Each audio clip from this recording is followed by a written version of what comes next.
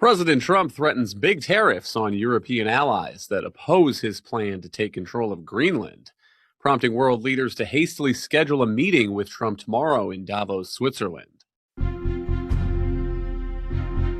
From the opinion pages of the Wall Street Journal, this is Potomac Watch. Welcome, I'm Kyle Peterson with the Wall Street Journal. We're joined today by my colleagues on the Journal's editorial pages, columnist Joe Sternberg and editorial board member Kate Odell. In a social media post Saturday, President Trump promised new taxes starting at 10% on imports from 8 of America's closest allies, including Denmark, Norway, France, Germany, and the United Kingdom. That, he said, would escalate to a rate of 25% in about 4 months.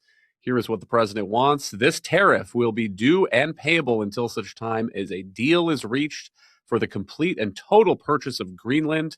The United States has been trying to do this transaction for over 150 years. Many presidents have tried, and for good reason, but Denmark has always refused. The president went on to say that what has changed, in his view, is because of the Golden Dome and modern-day weapon systems, both offensive and defensive, the need to acquire is especially important, unquote. Here is President Trump with more from his point of view, speaking to reporters on Monday at the airport in West Palm Beach. Well, I don't think they're going to push back too much. Look, we have to have it. They have to have this done. They can't protect it. Denmark, they're wonderful people. And I know the leaders are very good people, but they don't even go there. And, you know, because the boat went there 500 years ago and then left, that doesn't give you title to property. So we'll be talking about it with the various people. We've had tremendous success, and I've done more for NATO than anybody else. I don't think you'd have NATO right now. I got them to go 5% and pay as opposed to 2% and not pay. I've done more than any other American president for NATO by far, and we'll see how that goes.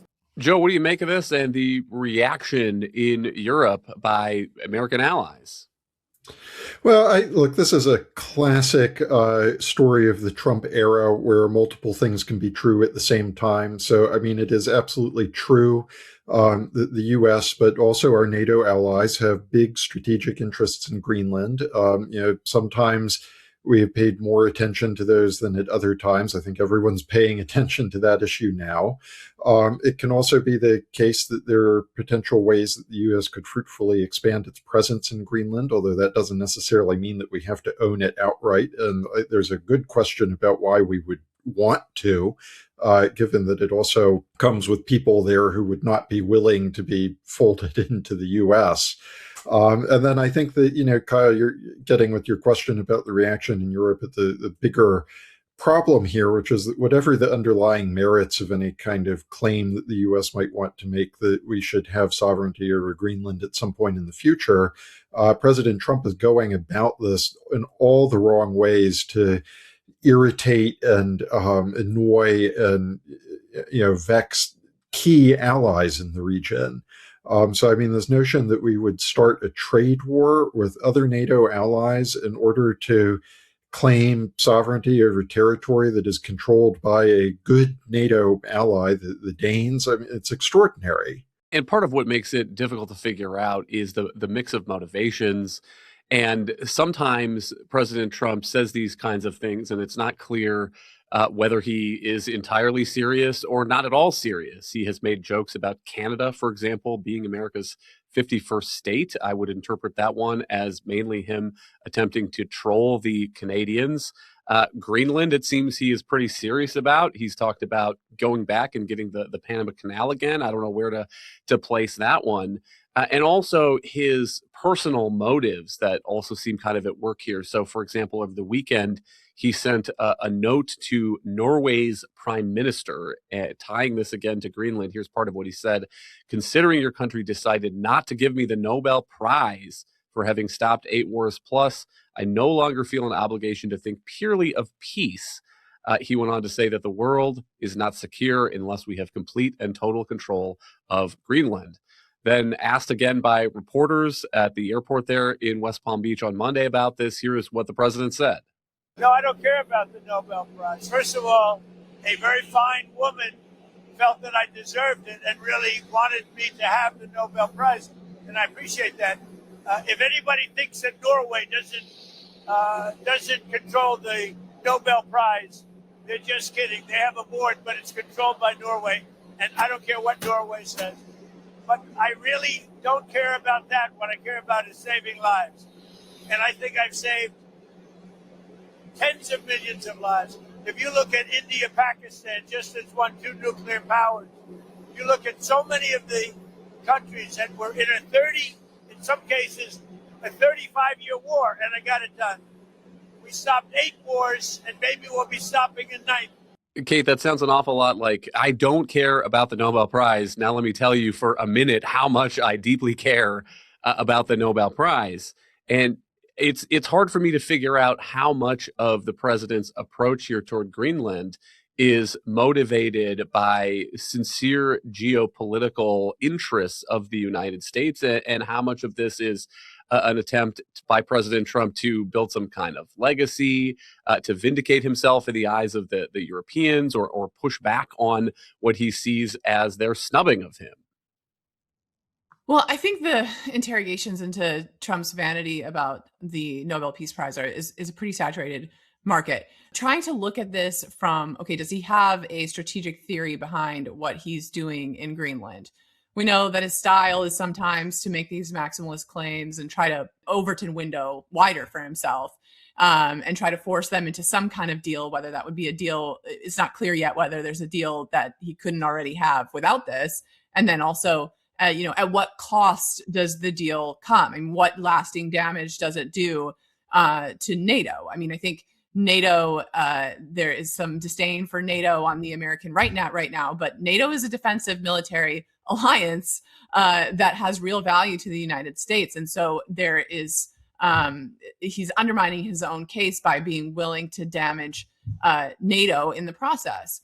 But at bottom, I think this is an enduring aim for President Trump. I think it has gotten into his imagination as part of how he sees consequential presidents. I think he's thinking of himself in the longer history, like James Polk and Thomas Jefferson, and sees this as a way to cement his legacy in history. And he thinks perhaps, okay, well, those required some unsavory tactics, but over time the public came around and favored them, and that this can happen here too. Again, I think that theory, there's a lot to doubt about that theory if it ends up being dissolution for one of the most successful military defensive alliances in history. And so I think that is really the cost is not getting enough traction in that theory of how he thinks about being a consequential president. A couple thoughts jumping off on that. One, on the idea that this is some kind of art of the deal. I mean, that is often explanation that you hear for what Trump is doing, is he is asking for the kitchen sink, and then at some point he will settle for something less than the kitchen sink, and everyone who was upset about the maximalist demands will say, look, we successfully talked him down, and he will get a victory out of that. But what's unclear from here, Joe, is I still don't see anyone in the administration explaining what they want from Greenland in terms of, ability to put U.S. bases, ability to put equipment for the Golden Dome or other missile defense shields, radars, and so forth, ability to use the territory of Greenland for United States and Western defense in ways that the Greenlanders would not allow. The reporting is that anything that we have asked for as the United States has basically been granted. And so it's not clear to me what a substantive win for Trump short of the U.S. taking control of Greenland might look like if Greenland is already open to whatever U.S. military equipment the Pentagon wants to site there. The other thing that I think is interesting to think about here is President Trump, if the goal is to get U.S. sovereignty over Greenland, one way to go about that would be with honey. President Trump in person can be very personally gracious. He knows how to turn on the charm when he is in a room full of of people that he wants to sway for one reason or another. And so he could go to the Greenlanders and say, listen, you belong with North America. We can be a much better deal for you. We can defend you in a way that Denmark isn't. And by his approach here of trying to use economic force, occasionally the administration is hinting at maybe the U.S. could just march troops in and dare anybody to stop the Pentagon, which it wouldn't happen. It's like he's pushing the Greenlanders more toward Europe when he should be trying to get them to stop thinking of themselves as European. Yeah, I mean, look, the short answer to your question is no one knows what he wants, and Trump himself might not know what he wants. And that, I think, in a pretty profound sense, is actually at the core of the problem that he's creating within the NATO alliance right now. Because I think that if you are participating in alliances of this sort, it is not a guarantee that everyone is going to get along with each other all the time. And there have been other moments of conflict within NATO over the years around a variety of issues, and American presidents of both parties have often found NATO can be very exasperating in a lot of ways. But I think that one of the difficulties that Europeans are experiencing right now is that they can't discern what Trump wants them to do. And you keep going through these cycles. So, I mean, if you even go back and start in the first term, you have this whole issue about defense spending. And there was a lot of hemming and hawing and argument about that, and concern about whether he was going to pull out of the NATO alliance during his first stint in office. And eventually people realized that the thing that he really wanted them to do was increase defense spending, and they have been doing it. And so then there becomes sort of this issue about Europe stepping up and doing more to support Ukraine, which again is something that I think on a certain level they've known all along they should have been doing, but they started to think maybe this is what Washington wants from us. So you start seeing more movement in that direction. Then all of a sudden this Greenland issue pops up. I think that a big problem from the perspective of the alliance and maintaining that alliance that has been so important for the US is that Trump isn't telling them what he wants them to say yes to. And I think that is the thing that people find really alarming, and that is making people in Europe at the moment question, the basis for that alliance moving forward. Because if they don't know what they have to do, it's going to be really difficult for Europe to make any kind of investment in anything to maintain NATO themselves. Trump is also drawing connections with arguments over U.S. bases in other parts of the world, including Diego Garcia. So here is a piece of a Truth Social post from Trump. He says, shockingly, our brilliant NATO ally, the United Kingdom, is currently planning to give away the island of Diego Garcia, the site of a vital U.S. military base. He goes on to say that this is another in a very long line of national security reasons why Greenland has to be acquired, unquote. Kate, can you give us a sense of this argument? What is Diego Garcia, and who's in the right on that bit? Yes, well, spin your globes for me over to the Indian Ocean. Diego Garcia, those in the U.S. military know it colloquially as the footprint of freedom. And it's a strategically vital island in a line of islands that the U.S. and the Brits operate a joint military base on. And the question has been whether to hand sovereignty over that island over to Mauritius. And there is a deal in place now to do that the Biden administration signed off on, and that the Trump administration also blessed last year.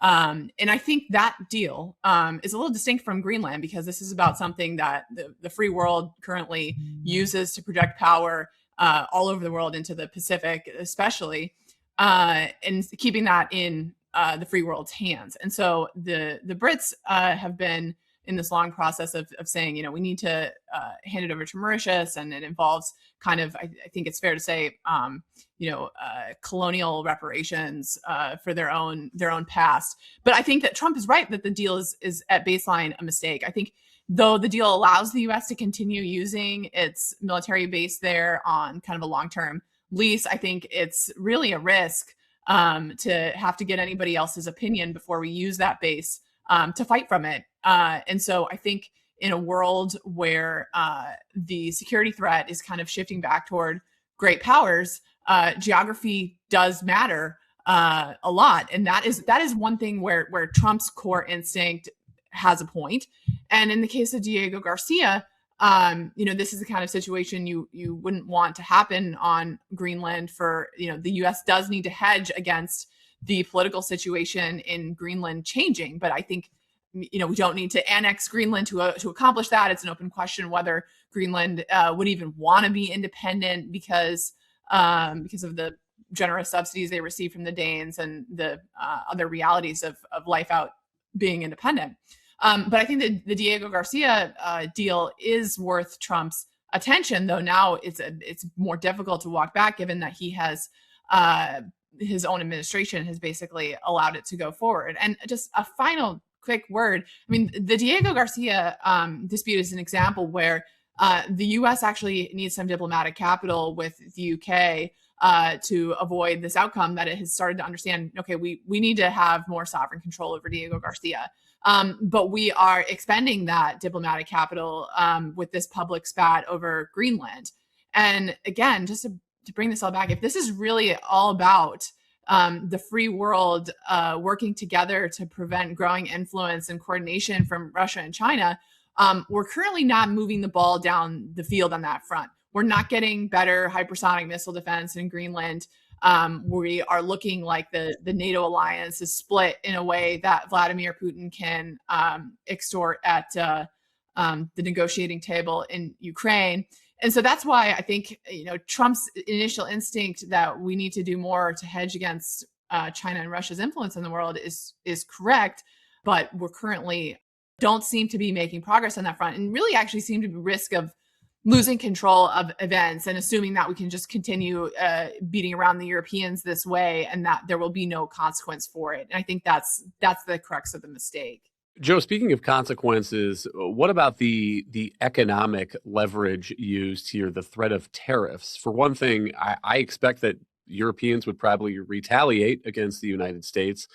The Journal has a headline here, the $100 billion of U.S. goods at risk of tariffs in Trump's Greenland push. It goes through the fact that during previous Trump trade spats, the EU had drawn up lists of potential targets for retaliatory tariffs. They include things like Boeing planes, Harley-Davidson motorcycles. Apparently, Europe is Harley's second biggest market. Whiskey from Tennessee and Kentucky, soybeans. We all know the economic studies that suggest that U.S. tariffs are essentially passed through to American consumers. It wouldn't help also the economic situation in the United States if retaliatory tariffs mean that Europeans are buying fewer American soybeans, Harley-Davidsons, and so forth. It strikes me as the opposite of the real affordability message that President Trump has been trying to digest now as we start to think about these 2026 midterms. There are a couple dimensions to think about this on. First off, one oddity of this tariff announcement, it will not surprise anyone to know that Trump did not specify in that Truth Social post over the weekend what the legal authority for these tariffs would be. Presumably, he's going to use the same legal basis that he has tried to use to justify all of his other capricious tariffs, and that is the law known as IEEPA. I won't bore listeners with the full name of it, which technically gives an administration the ability to levy tariffs in a national emergency. And Trump has defined basically any fancy that flits into his head as a national emergency. Now, there is a case about this in front of the Supreme Court right now. I think that the constitutionality of this interpretation of the law is suspect, to put it generously.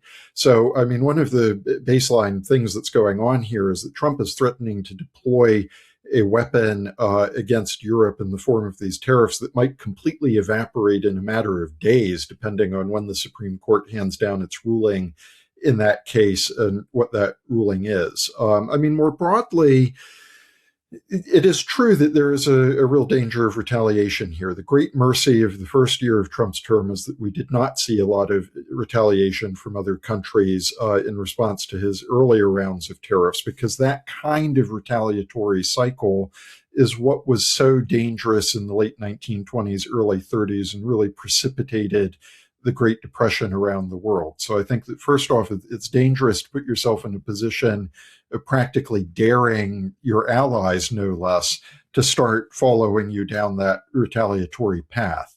And, you also have this issue of the political calendar. I mean, with the possible exception of France, we don't know for sure.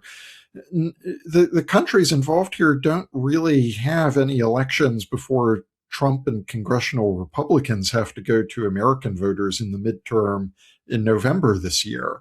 So one of the head scratchers for me about the politics of all of this is that, I mean, Kyle, as you point out, I mean, there are potential economic consequences for the U.S. of deploying this kind of tariff strategy. And the political consequences of that hit America before they're going to hit any of these European countries. So I almost think if I were a European leader, I would be getting out there giving a speech saying, look, if America wants to shoot itself in the foot with tariffs over Greenland, they're welcome to do it. We're not going to respond. American voters will figure out in November what they want to do. I mean, will Europeans actually be able to do that? I mean, they have their own domestic political pressure to look like they are standing up to Trump. But the U.S. and Trump in particular do not have the kind of economic and political and legal leverage that Trump seems to think that they do. Okay, we'll give you the last word, but this Greenland tariff threat does raise the stakes for the pending Supreme Court ruling on these emergency tariff authorities that President Trump claims Congress has given him. A couple times now, including this morning, the Supreme Court announced that it would be releasing some opinions, and court watchers were rapidly checking the Supreme Court's website at 10 a.m. when they start doing that, and disappointed again today that it was not this tariff case. But it is interesting because the Trump administration has suggested if the emergency, quote unquote, reciprocal tariffs, as they've framed it, are struck down, that the White House would move swiftly to try to replace them using other tariff authorities, national security tariffs, unfair trading practice tariffs. But it is a little bit harder to figure out how they might be able to do that with respect to Greenland, because if there is no, if they can't claim that there is a Greenland-related emergency, then they would have to go, I think, country by country, maybe product by product, and try to create some kind of pretext to put tariffs on these exact same 8 countries, which is a little bit more of a legal stretch, I think, than the other tariffs that President Trump might want to pursue in the wake of that Supreme Court ruling, if the Supreme Court does in fact strike down this emergency tariff authority. I detect there your tacit frustration that the Chief Justice seems to enjoy us all getting into a lather about opinions that then don't end up materializing. So if he's listening, it would be nice if we could have a little bit more certainty on that front. But to your point, I mean, you're more familiar with the legal intricacies. But I mean, one piece you can't really rule out here is that eventually Congress will wake up from its extremely long slumber on this on these issues and start to assert itself. And I'm not talking specifically about the tariff power, but I do see in Congress, even among Republican senators, a signs that the Greenland escalation is rankling senators in a way that the usual Trump furies don't. And so you've started to see, for instance, Senator Tom Tillis start to think about what levers he might use to get the president to ratchet down the Greenland fight. You certainly could see some in the appropriations process as playing out, trying to withhold money until Trump walks it back on Greenland. These are real possibilities. I mean, I think Congress, especially in the Senate, for how polarized U.S. politics really are right now, there is kind of a durable support in both houses for our alliances and for some of the institutions that maintain them, like NATO. So I'm watching closely, in addition to the legal fallout from the tariffs, just how does Congress respond to the Greenland episode? And I do actually think that despite all evidence that Congress is not jealous of his powers, you could actually start to see here some real efforts by Congress to walk back from the Greenland ledge. Thank you, Kate and Joe. Thank you all for listening. You can email us at pwpodcast@wsj.com. If you like the show, please hit that subscribe button, and we'll be back tomorrow with another edition of Potomac Watch.